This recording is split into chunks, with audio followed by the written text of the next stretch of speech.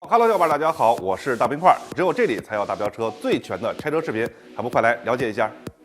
后面的结构就一览无遗了。除了那个 V 字形的骨架之外它的座椅后面是能够直接看到它的海绵的，就是后面是肯定没有任何的，里面还是一个六边形，像纸一样的薄Hello， 小伙伴，大家好，欢迎回到这一期的大飙车。那我是薛俊峰，当然也是那个只会说真话大冰块。今天呢，就是这台2021款的轩逸的最后一期节目了，就是前后门内防撞梁和甲醛那点事儿。当然，我们昨天呢，尤其是在底盘的部分呢，也跟小伙伴去捋了一下，说这第4代轩逸它的确跟上一代轩逸变化还是挺大的。至少说从平台的概念来看的话呢，其实是比上一代轩逸的平台呢是要升了一个级别的。如果没有看的小伙伴呢，还是要关注一下我们的公众号大飙车，还有我们的网站3w 大飙车全拼.com。先来看一下它门的内饰板里面是有新棉的，但是它的新棉很薄很薄，旁边也没有锁边。小伙伴呢，如果说你想装一些新棉的话，还是有很多空间可以去实施的。看一下门的里面这些结构，它的制作工艺呢也是日系比较传统的焊接式的门，我们也叫做半框式的门，有相应的焊接点，顶端焊接点这块呢是有一个焊接点，这个是欧系包括美系和日系特别大的一个区别。日本呢这个国家呢，虽然说它的汽车工业是比较发达的，但是呢我们还是要承认它是一个资源比较匮乏的这样一个国家，所以说呢他们用起来更省一些。在门这块呢，他们就有一个自己相对而言比较独特的一个工艺，就是把这个门边一个一个的做好，通过焊接的形式呢，再焊接成一个整个门的情况。而欧洲那边我们材料比较多，是不是不用去焊，就是一块钢板。当然我们说从使用角度来说呢，这两种门都没有什么太大问题，但是呢说从整体的框架来说的话，还是一体式的会更好一些。门铰链呢也是冲压式的门铰链，这也是日系车比较喜欢用的一种。好，我们还是看到门本身，首先呢它并不是一个全封闭的门，那它是传统的塑料膜式的防潮膜，那旁边的胶呢质量也还算是不错，那撕下来的时候呢也是比较完整。防撞梁是一个圆管型的防撞梁，那它的角度跟小伙伴去比划一下，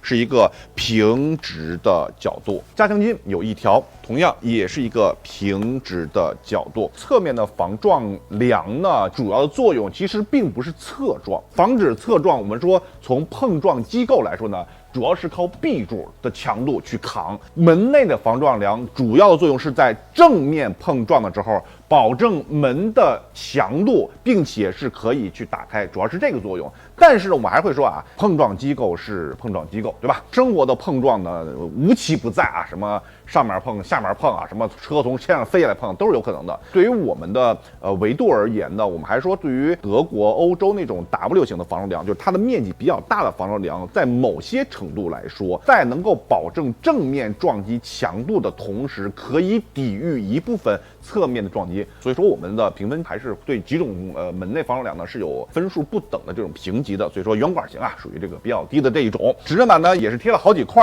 那其中呢有2种材质，第一个是沥青式的指针板，还有是丁基胶式的指针板。这台车的门里面都是有的。丁基胶的指针板呢，它的环保系数会更高一些。那这台车有点奇怪，的确就是用了2种材质的指针板，并且它的丁基胶指针板它贴了2层。对于一般主机厂来说呢，应该是材料能少使就少使，当然有可能什么呀？当时呢设计的时候本来觉得贴1层能解决问题，后来一测试说1层不行，您还得再来1层。好，这就是前门这点事前门呢还是非常的日系的，包括说日产也是用这种方式去制造前门板的。那具体后面什么样我们现在呢去看一下。那后面的门板呢，也跟大家快速的过一下。首先看一下门的内饰板，新棉的面积比较大，但是的确呢，跟前面一样非常的薄。那我们也是看到门本身，那首先呢，也会看到它的门框呢，同样是半框式的门，也是会看到焊接点 ，OK， 焊接点，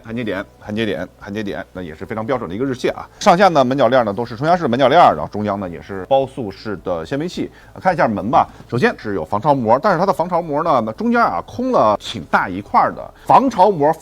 它为什么叫这个名字？就是玻璃外面是有一层刮水条的，但是呢，你玻璃降下来的时候，其实呢，那个刮水条并不是和玻璃去完全贴合的，所以说呢，对于门而言，其实它门里面是会存水的。比如说玻璃吧，这个没有完全的关上，可能往下降一点，有雨水什么的都是会渗进去的，下面会有相应开口去流出来。防潮膜的目的就是让里面的湿气不会进到车内，所以说才有一个防潮膜。但是这车吧，上面呢空了好大一块，所以说呢这一块啊，在极端情况下啊，那个潮气呢也会源源不断的从这个窟窿呢进到车内的。同样呢，还是有一道防潮梁，并且呢有一道加强筋。防潮梁的角度是这样的啊，依然是一个圆管形的，加强筋一条。也是比较平直的状态。指针板呢是沥青式的指针板，那我们没有看到丁基胶式的，只有一条沥青式的指针板是比较长的。那小板呢也可以去自己 DIY 一下。行，这就是后门的情况。那么现在呢就来看看这一台后排不能够放倒的大沙发的座椅后面有没有钢板呢？现在去看一下。好，我们现在来到后座啊，跟小宝去分享一下后排的钢板。这台车后排呢是不能够放倒的。我印象中啊，上一代轩逸后面板呢不好拆，它的卡扣呢特别多，而这次啊，它真的是简化了。首先呢，它后排的这个板呢只有2个卡扣，上面是通过一个小小的金属片的这样一个小挡板的形式呢，把那个板给塞在里面的，所以说啊，后面的板呢特别容易就拆来了。后面的结构啊就一览无遗了，除了那个 V 字形的骨架之外啊，它的座椅后面是能够直接看到它的海绵的，也就是后面呢是肯定啊没有任何的钢板的。第二个问题就是头枕里面的骨架，那我们也是呢从后面呢再次的确认了一下，后排的头枕啊，左右两侧头枕虽然说呢它不能够上下调节，但它里面的确是有一个非常结实的骨架的。行，这就是后排座椅这事儿啊。那么现在呢就是最后一个环节了，地板的材质还有甲醛那点事儿，我们去看一下。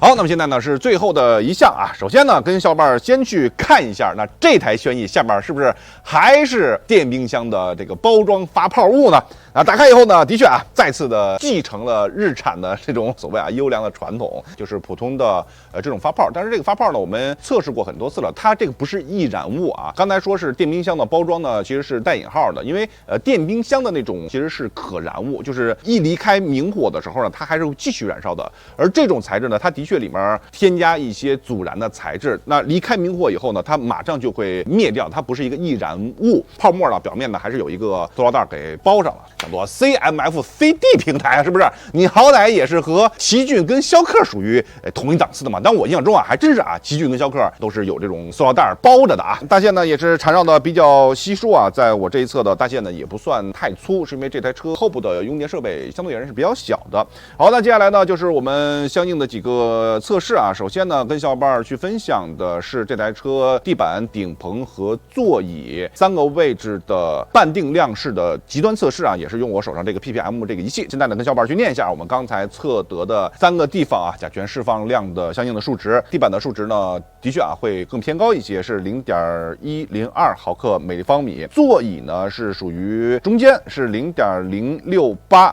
毫克每立方米，顶棚呢是最低的啊，是0.022毫克每立方米。那其中呢，地板的含量是比较高的，是0.102毫克每立方米。我们会把这个数值呢放在我们的积分表里面呢去进行分数的统计。那当然还有2项呢，就是车内空气甲醛和车内空气 TVOC 释放量的测试数据了。那它到底什么样？我们现在呢去看一下。好，那么现在呢，就是这辆车内空气甲醛和 TVOC 释放量的测试现场了。先是跟小伙伴去看一下这个车内的甲醛的释放量，还是依然是分制剂分光光度法的方式。当然，我们的前置工作呢已经完全的准备就绪。首先呢，这台车呢要23度上下1度恒温密闭静置16小时之后，从驾驶席的位置呢去抽取等量10升的空气，并且呢和分制剂呢完全的融合。然后我们的显色液啊已经滴注完毕，通过630纳米波长这样一个科学的计算方式呢，去探测车内甲醛释放量它到底是多少。在我们的仪器上面显示，这辆车内甲醛的释放量是0.104毫克每立方米。好，这就是甲醛的测试。那么现在呢，去看看 TVOC 的释放量到底是多少，我们去看一下。第2项呢，就是车内 TVOC 释放量的测试环环节。TVOC 呢也是甲苯类这些有机挥发物的一个总称啊，也是对身体非常有害的。那吸多了以后呢，也是会引起各种不适的这种症状，什么类似于头晕、恶心。所以说呢，对于车而言，我们说的那些味道啊，就是基本上是以 TVOC 为主。我们依然还是从相同的位置，然后车呢也是跟刚才测试甲醛是一个相同的环境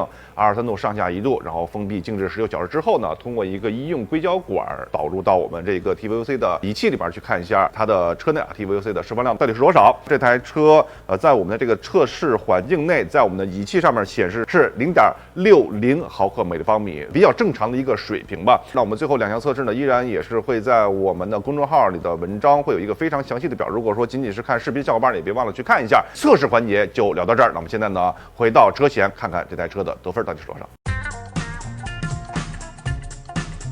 好，那么现在呢，就到了公布啊这台车在今天这一期前后门内防梁和甲醛部分的分数的时候了。那我们依然是老规矩呢，在说今天分之前啊，先回顾一下我们前2期的得分。在前后防撞梁的部分，满分61分的情况下呢，它的得分是33分，是一个中档的成绩啊。当然我们前后防撞梁的时候呢，对比了一下之前的老的轩逸啊，还是呢有长进的。底盘的部分呢，在满分55分的情况下呢，它的得分呢是25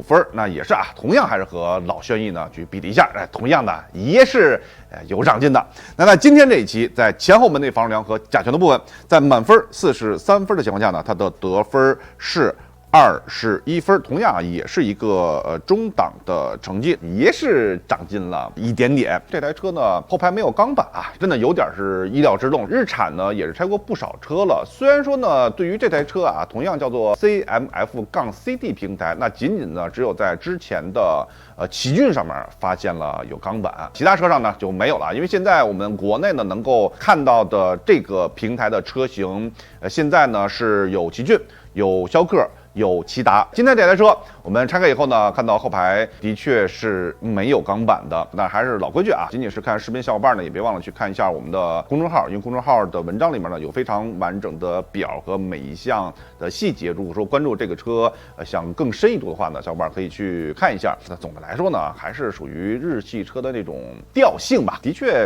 没有太多的失望，也没有太多的惊喜。虽然说呢，我们看到啊3个项目呢，都是比上一代呢是略有提高的，但是它对于总分这一块它到底提高了多少，就是我们要在积分榜前面跟小伙伴聊一聊的话题。我们现在呢去看一下。好，那现在呢就来跟大家去宣布一下这台车最后的得分。那相信啊，很多对于轩逸这个感性的小伙伴呢，都在内心的徘徊。哎呀，买个新的轩逸呢，我还是买一个老的轩逸呢？因为毕竟啊，价格差距很大。所以说呢，现在啊，至少说从我们的分数维度上面呢，让小伙伴呢心里面呢更清楚一点。2021款日产的轩逸啊，就是实际它叫第4代轩逸，官方呢也称为叫做第14代轩逸的这台车，在试驾部分呢是58.5分，拆车成绩呢换算为100%以后呢是50分。那么同样还是按照25%和75%的这样一个算式啊去进行计算，精准到小数点后2位，那它最后的成绩啊是51.89分，是在50分的稍微靠下一点点。那我们也是看了一下其他的车型啊，之前拆的骐达呢比轩逸呢稍微的低一点，骐达是50.79分。当然呢，更重要的是啊，看一下我们之前2019款的轩逸，也就是现在在产的经典版的轩逸，那个时候呢，我们对这辆车拆解之后，它的得分仅仅是44.84分。其实从分数来看呢，还是会看到啊，就是全新一代的轩逸，它的进步还是非常明显的。但是呢，这个老的轩逸啊，我们这个条呢是不拿下来的，因为毕竟呢，它现在沦为了叫做经典版的轩逸。当然，小伙伴如果眼睛尖的话，也会看到，其实这2条的颜色是不一样的。现在的轩逸的官方指导价虽然说看到它是从9万多起，但是其实呢，经典版的轩逸是9万多起。2021款的话呢，它还是11万多起的这样一个售价。所以说这2个条的颜色呢还是不一样的。接下来最后呢，也是再用几分钟时间呢，再跟小伙伴去唠叨一下，对于这台轩逸，包括说对于小伙伴在选择的时候，这2台轩逸到底怎么选呢？我们聊一聊。好，我们现在呢也是再用最后几分钟的时间啊，跟小伙伴去唠叨一下这个车啊，尤其是呢小伙伴在犹豫啊，说这个新的跟老的到底怎么选。当然呢，外观老化见仁见智，但是呢，的确说对于现在日产而言，他们的设计风格可以说是越来越激进了，就是你看起来是越来越运动，包括说越来越修长。当然呢，这也是对于这台车我们会认为所谓吃亏的地儿。其实选择日产的很多的消费者，尤其是在这个级别消费者的，他就是把它当做一个家用轿车去看待的，它不需要太多的个性。而对于这些人群而言呢，他往往要求的是什么？要求的是空间大，对吧？但是这辆车呢，为了这个叫做流线的造型，后排一进去直接磕脑袋，所以说呢，这个我们叫做可能有一些吃亏地儿。但是呢，这一代的轩逸呢，还有一个非常大的特点，就是它的座椅舒适度直逼天籁，对吧？当然说里面配置也好啊，基本叫做随大溜吧，的确呢叫做不出彩，但是呢是比较好用的。对基础的功能呢，逻辑做的也是比较好的。当然开起来而言呢，我不否认说从油门的敏感度和它的响应速度来说，的确相比上一代产品是有一定提升。我们并且从发动机的数据来看的话呢，其实也是叫做第2代的 HR16系列发动机呢是要有一些提升的。尤其是这个车啊，我们说在开的时候呢，前段特别猛，后段呢有点乏力了。当然说呢，对于这台轩逸而言呢，它依然还是有着一个比较好的优良传统啊，就是油耗的确是低。从产品力这一块而言的话呢，这代轩逸还是有了不少的长进的，无论是舒适度啊，包括说开起来这块呢，多少会有一些不一样区别。对于轩逸而言，现在有着全年50万销量的这样一个疯狂的数字啊，每月销量基本上可以达到6万甚至7万，这个数字是一个非常可怕的了。当然说呢，这也是有一定原因的。直播时候也小伙伴说啊，说现在呢，他们身边啊买轩逸的人，大多数呢还是买老的轩逸，也就是所谓的叫做经典版的轩逸。为什么？就一个原因。便宜。当然，我们如果说再去细分这2台车的销量的话，一定是老一代的轩逸卖的会更多一些。这一代的轩逸它存在的目的是什么？综合上一代来看的话呢，我们开玩笑啊，叫做工具人，对吧？或者叫做一个背景。这个背景的作用是什么？就是体现老的轩逸有更高的性价比。然后小伙伴可能会问啊，说那既然是这样的话，它的为什么还是要不同的推新呢？难道它推新的目的就是为了要显得上一代性价比更高吗？当然说呢，这个是一个原因之一。当然还有一个原因就是大家都在换代的时候，你也不能不去换代。尤其是我们再去研究它的底盘的时候呢，会发现其实它现在的底盘用的是叫 CMF-C-D 平台，它也是和奇骏啊、逍客属于同一个平台。我们猜测甚至于呢，他们有可能是共线生产的。当然，上一代轩逸呢，其实还用的是老的 V 平台，他们一定是不共线的。所以说啊，大胆的去猜测，其实这一代轩逸它的销量，包括说它的产量是并不高的。所以呢，他们在 CMF-CD 平台上面去共线生产，其实也没有太大的压力，是因为这条节点线还在去生产别的车型。如果说对于一个普通的消费者而言，如果说您问我新轩逸跟老轩逸去买谁的话，我可能还是会对老的轩逸有更多的这种好感吧。老轩逸显得更大一些，老轩逸跟这一代的新轩逸外观差别不太大，因为它的差距没有之前的差距那么大，对吧？如果19款轩逸的那个时候的外观差距那么大的情况下，依然是那个像面包一样的轩逸卖的是最好，何况于到今天这一款2021款和2019款的轩逸，其实从外观感来说差别没有那么大，同样也是一个1.6自吸，同样也是 CVT， 对吧？对于买轩逸的人而言，他会把轩逸当做一个个性化运动这种追求配置这些花里胡哨东西去考虑吗？我相信是不会的。其实当你去看日产的车型的时候，你会发现它在同等大小里面它是最便宜的，在同等配置里面合资品牌啊，它也是最便宜的。但是呢，同样又引出了另外一个话题，现在对于日产，包括说对于其他的一些合资品牌，他们现在的价格也是在逐渐的下探。对于日产的车型，最早的时候一说蓝鸟，除了皇冠就是蓝鸟，蓝鸟可是日产的一个非常高端的车型一个代名词，而且卖得很贵，对吧？然后后来阳光，阳光也是风靡一时，也是一个高端车的一个象征。但是呢，我们看到今天轩逸它的价格已经是一而再再而三的去下探了，包括说经典轩逸嘛，入门9万多，对吧？4S店再优惠，最后到手9万多块钱，基本上就能够落地了。为什么这样？是因为对自主品牌逼的。其实这个道理也很简单，我们举一个再简单的例子啊，电冰箱、彩电这些东西，就是因为国产品牌的电器做得越来越好，才让那些高高在上的合资品牌不断的把价格往下拉。车也是同样道理。当然，我们最近也是拆了一些自主品牌的车，大家要思考一个问题：当以前的自主品牌在车的产品力差不多的时候，可能会考虑我要买一个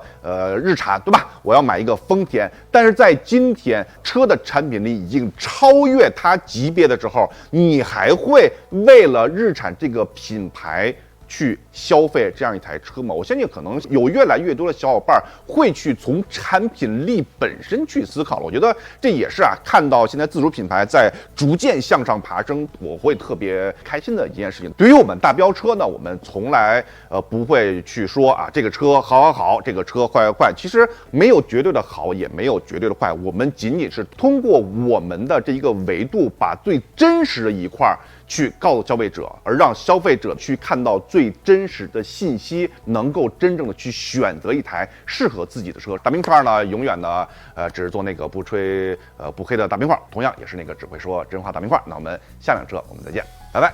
那今天的节目呢就到此结束了，还是非常感谢小伙伴们的观看。那我们在这里的视频呢，会跟我们微信公众号的视频会进行同步更新的。如果喜欢我们的视频，别忘了点击下面订阅，当然呢还要关注一下我们的公众号大飙车。我们下期节目再见。